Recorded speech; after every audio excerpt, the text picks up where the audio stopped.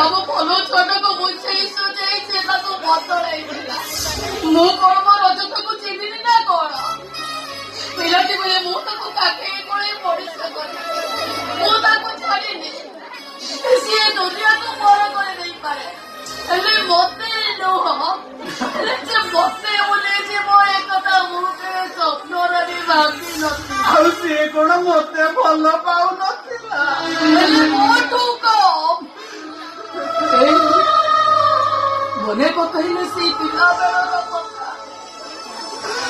ଉଷୁକୁଲୁ ରୂପେଣୀ ବହି ମତାରେ ଟେକି ଦେଇ ସିଏ ମୋ କାନ୍ଧରେ ଝୁଲି ପଡୁଥିଲା। ଆଉ ତମେ ସହିପାରୁନଥିଲ। ଆଉ କହୁଥିଲ ହେ ଟୁକା, ମୁଁ ତତେ ନଭ କରିବି।